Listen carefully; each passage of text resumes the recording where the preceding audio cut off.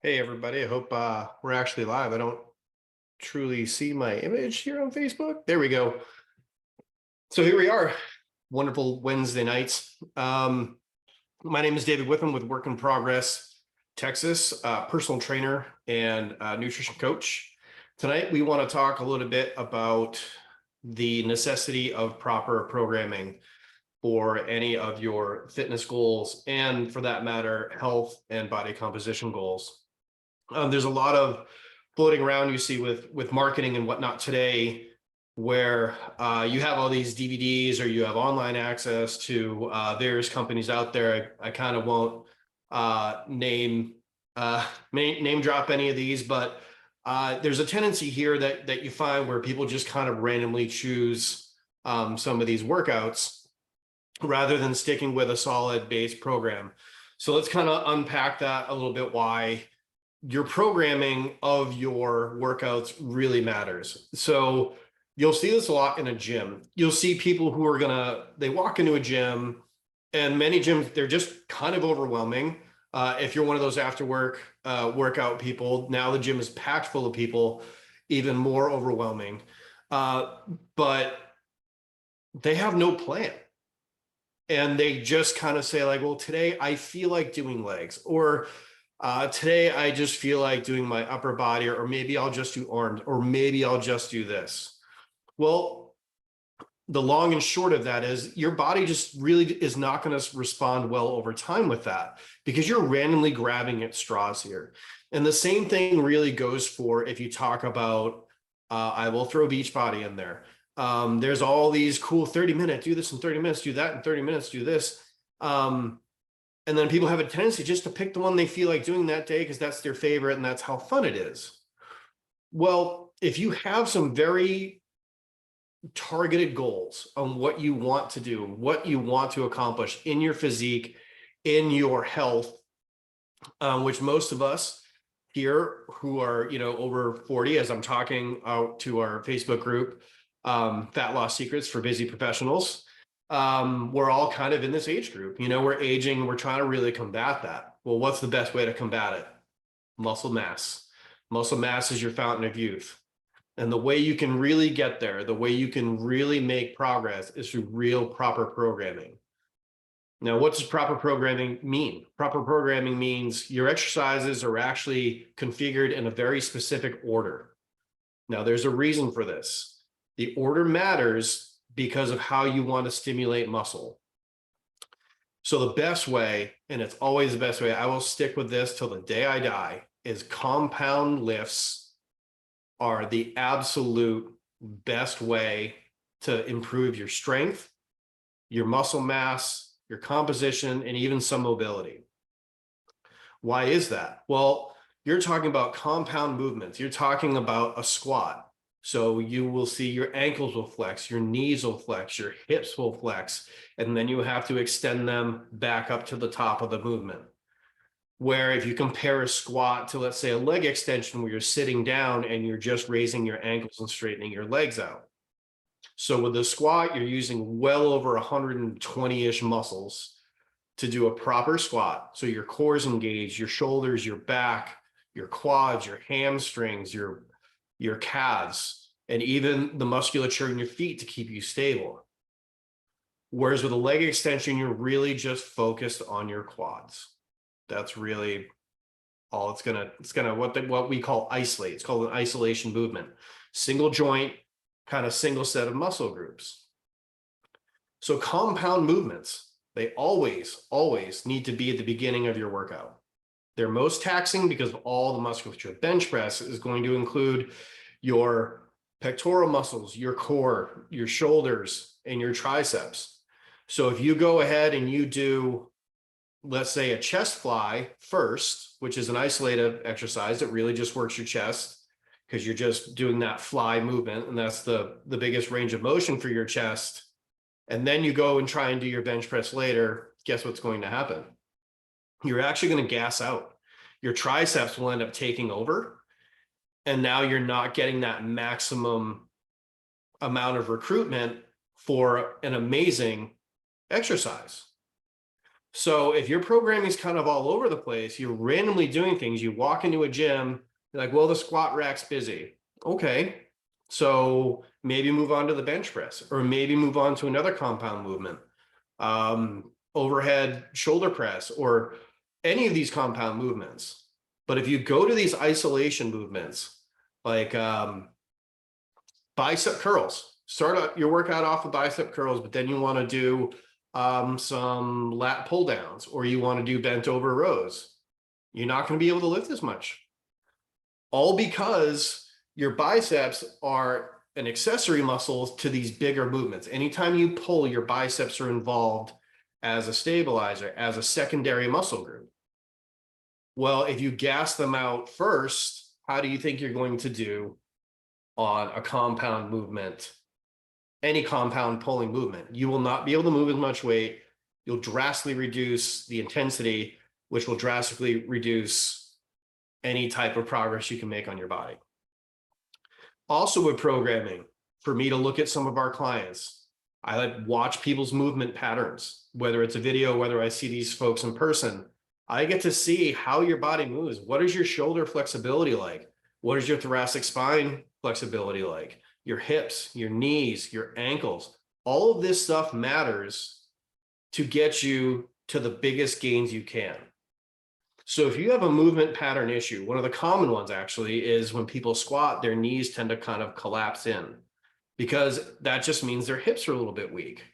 Well, if you go to a gym and you're just hammering away at squats, which is great, you're getting the movement in. The issue is that you're probably going to exacerbate the problem of poor movement pattern. So get someone to properly program you. We strengthen those hips first. We improve the shoulder mobility, or we improve thoracic spine mobility, or your hip mobility, any of those. Then we can move on to the proper programming, because we know we fixed your movement patterns and we strengthened you in the appropriate places. Because no matter which way you dial this, it's always about maximizing your time in the gym, because time is valuable to all of us, and maximizing the result you get from that. The third point of programming, most people, unless you're a trainer or you've been lifting for a very long time, do not understand how to manipulate what we would call progressive overload. So you always want to progressively overload your body. There's different ways to do this. You can add more sets, you can add more weight, you can decrease your rest times, all these things. Well, isn't it a lot easier to have this set program in front of you that tells you exactly how and when you're going to do this? It takes all the guesswork out of it. Now, I'm not going to say that real appropriate programming, especially with resistance training, is fun. It's not this, hey, let's jump around and everyone's got perfect teeth and, tanned bodies and whatnot, and they're jumping for joy and having a good time. No, it's not like that at all. Actually, proper weight training to most people is probably fairly boring. It's going to be a lot of the same movements, the same exercises. Yeah, and multiple planes at some point, which, going to the side, going backwards, things like that. It's what we call multiplanar movement. But it's not as glorious as a lot of this marketing tends to be. And it gets people into this weird space. You go into this gym, and there's all these shiny, fancy looking machines with levers and gears and chains and weights you can put on them, weights you can take off, and all this stuff. And honestly, you don't need all of it to make great, amazing gains. And people get wrapped up in that sometimes. They want to play with a funny leg extension machine, or the leg curls, or any of the fancy machines you see. I'm not saying they don't have benefits, they do. But I can tell you, anyone that's going to listen to this or listening to me now, you probably don't have the desire to be a bodybuilder, where you're really going to throw in such high volume. You're going to hit your chest muscles from 7 different angles in a single workout, and 2.5 hours later, you're finally leaving the gym. For most of us, what do we want? We want to lose this. We want to put some on here all around. Ladies, you like to see a little tricep, maybe a little shoulder, nice trim waist, some good looking legs. You can do all that with the basics if it's programmed correctly. Now you'll see there's a lot of different methods you see people out there with a 30-second rest, a minute and a half rest, minute rest. All of those belong in the programming. But again, it depends on where you put it. If I had my way with every single client and they had access and they had the skill set, I would start everyone in strength training. You would literally be doing 3 to 5 reps, extremely heavy weight. After we did like a pre-phase thing, caveat to that, little pre-phase first, get you used to the movements, but then you'd sit there for 3 to 5 minutes resting, because that's how your energy gets restored to go through that next set. And I may have you do 3 to 5 sets of that. You'll get strong very quickly. You'll be very stable. And that allows us to move on to a next phase, which we start building muscle. So, and then eventually move you to maybe to an endurance phase. And we work you through these rep ranges from 3 to 5 reps to 15 to 20 reps to 10 to 12 reps, 8 to 10, 6 to 8. All of these are important. But 90% of the people who are trying to do this on their own have no idea how to do that without following a program. There are some great programs out there. I do write my own, but I come from the same school as, if you ever look at Mind Pump Media, those guys are absolutely fantastic. They get this. They really stick with the basics 90% of the time until you get to their programs that are very bodybuilder specific. You're going to do 2 a days. You know, you're lifting twice a day, like 2.5+ hours. But most of you just want to get some time in, and we want to be efficient with our time. Programming does that for you. Now, if you don't do this stuff, and this is what happens, I see it with a client or two that I'm not doing their program or doing their nutrition, but I see the workouts that they're doing, and there's just like this laundry list of exercises. And to be truthful, it's not necessary.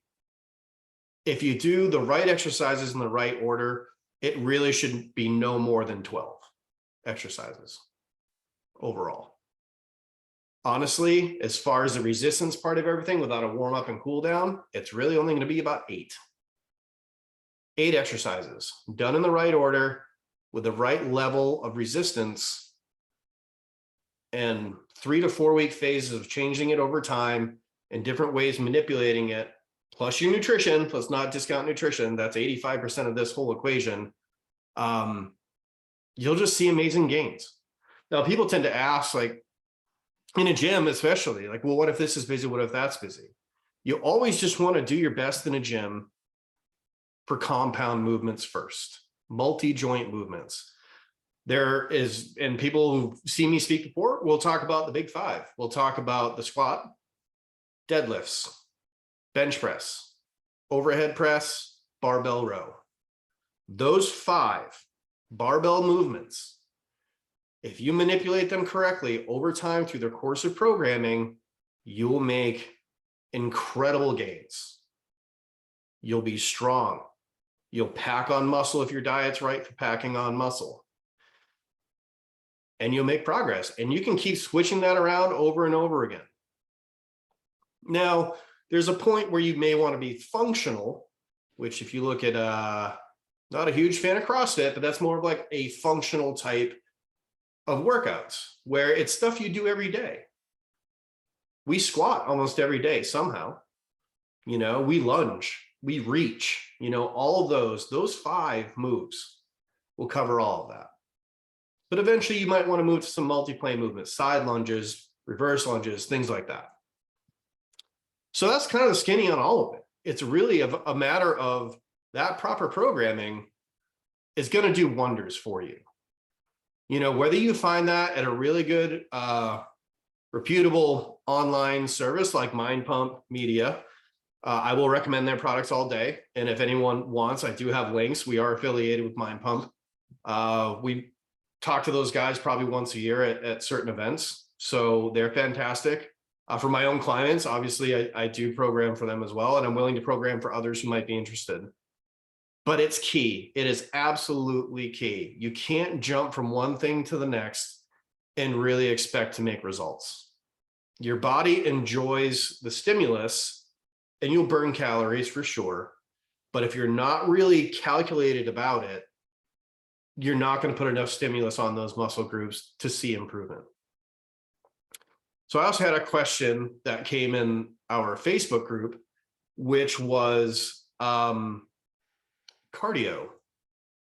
and cardio in relation with hormones and nutrition and weightlifting and everything kind of all together. So cardio, is there such thing as too much cardio? Unless you're an endurance athlete, absolutely.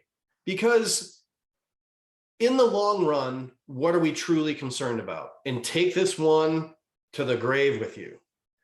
It's not about burning calories during exercise. It's about burning calories when you're doing nothing.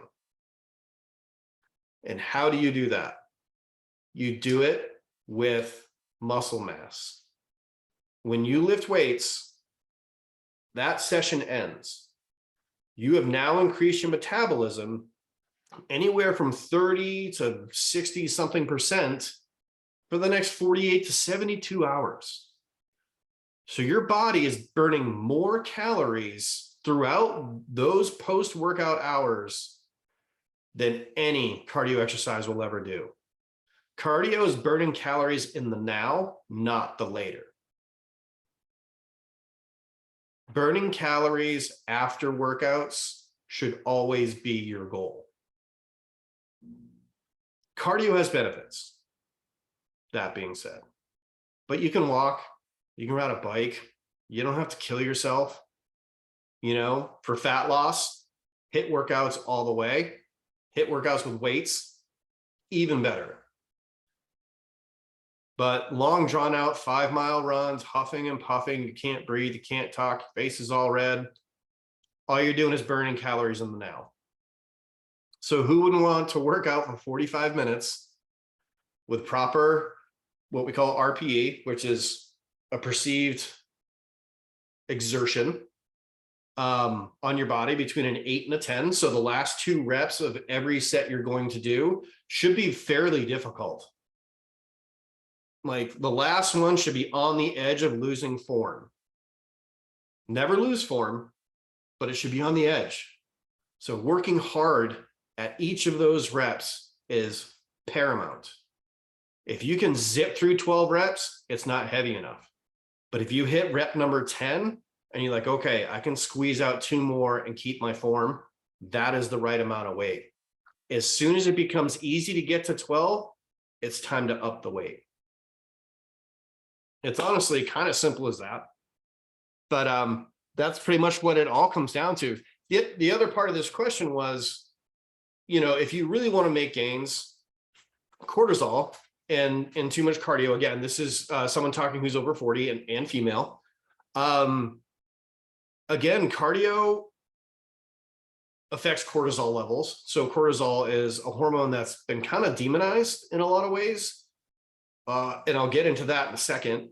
But post-exercise, your cortisol level is always up. Okay.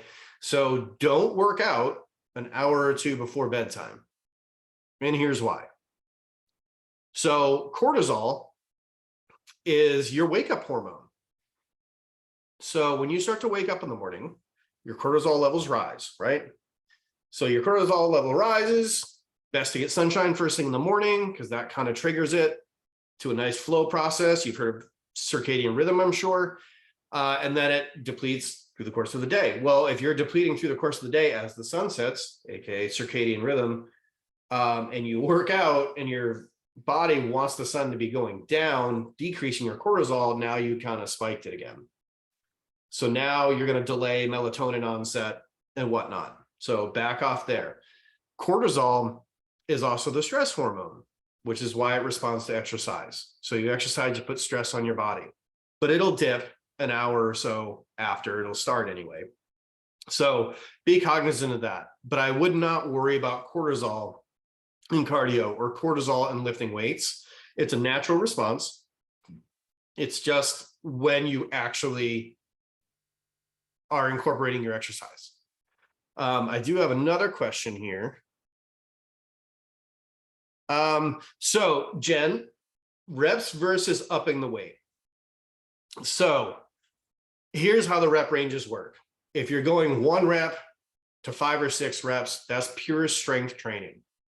That trains very specific muscle fibers. They're kind of called fast twitch muscle fibers. I could get into really nerdy details about it. But the further you get up past 12 reps, there's benefits for sure, but the stress becomes a different stress. The stress turns to more of an endurance type stress, what we would call increasing your lactic acid threshold. So you start to feel that burn, feel the burn, feel the burn. Well, that's lactic acid building up in your musculature. So that you can, upping your reps is beneficial for sure, but overall upping your weight or slowing down your reps is actually a better idea. So let's say you only have dumbbells up to 30 pounds. Well, you can bench press that 30 pounds 15 times, but you really want to try and stay in the 10 to 12 rep range. Well, what you do is you slow that set, each of those reps way down.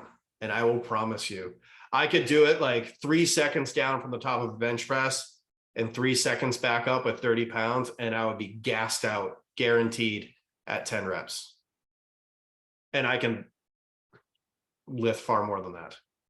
And that's how you can kind of manipulate it. If you run out of weight, yeah, you could go for more reps. More reps would be less rest. And you're still not going to maximize that really tearing into the muscle tissue like you want to. So you're better off slowing reps down if you don't have more weight, but I would always suggest adding more weight. There's nothing wrong with ever getting stronger. That brings up another point. Some people have body parts that respond very quickly to exercise. For me, my traps, I like practically lose my neck if I really work them hard, right? But if I'm only doing 2 or 3 sets and it's kind of a mediocre rep range, I think calves was another example for some people.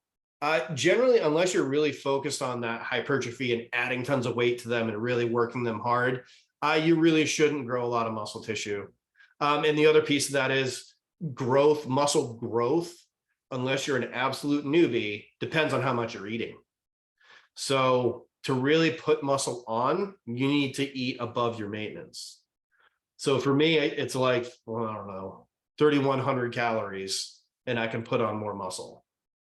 The average female is probably somewhere between 2,600 and 2,800 calories at an average weight of, let's say, 150. You actually have to eat quite a lot of food to add more muscle.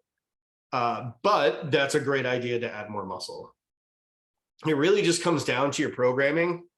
And if you have someone programming, which I know people do, that are watching this, as long as you stick to it, and as long as when you get stuck on your programming, whoever's doing your programming or whoever maybe you purchased it from, reach out to them and say, I'm kind of stuck, I don't know where to go.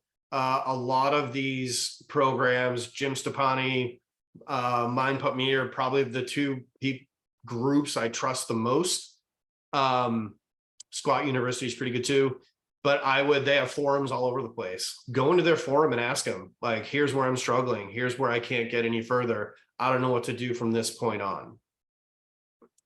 But it's all about working through the different rep ranges all the way through and timing it with your nutrition. If you marry the 2 together. So if you're in a calorie deficit, it's all about maintaining the muscle. You just don't want to burn the muscle off because you're eating far less calories than your body requires. So that's great. 2 or 3 days a week, full body workouts, maybe throw in some mobility and some really light cardio. And by that, I'm talking about walking. Now, to really hit the deficit hard, you go into the next phase of it. You do some HIIT workouts 2 or 3 days a week, very short, as hard as you possibly can go for that 10 to 15 seconds, as hard as you can go. So what a lot of people don't understand about HIIT workouts, it's as all out effort. 20-minute workout, done deal. You will burn tons of calories for the next 24 hours to 32 hours. as comparison to running for an hour and a half, gassed out of your mind, and all you really did was burn some carbs and calories. So that kind of wraps it all up. I know it's kind of a lot of information, but programming is paramount to your success. If you're going to follow some of these packaged, I don't know, DVDs or online stuff, and they have a program available, it's not all this, oh, build muscle and cardio at the same time. There's no such thing. There is no such thing. Follow that program, right? So whether it's, I don't know, Beachrise got one called Lift 4, or I guess there's a new one, Lift More, whatever catchphrase they're using, follow it to the letter and see how it goes. But if you're huffing and puffing during that whole workout, you're just doing cardio. That's, you know, straight there. I mean, I do a workout for 45 minutes. I burn 250 calories. I weigh 210 pounds. So I'm not burning a lot of calories in 45 minutes. That's not the goal. It's burning my calories after. So thank you all for joining and listening to it. If you're listening to this after, again, my name is David Witham from Work in Progress, Texas, nutrition coaching and personal training, talking to our fat loss secrets for busy professionals group here on Facebook, and reach out to me with any questions, and I'll be more than happy to answer them. I hope you all have a fantastic night, and we'll talk to you all soon.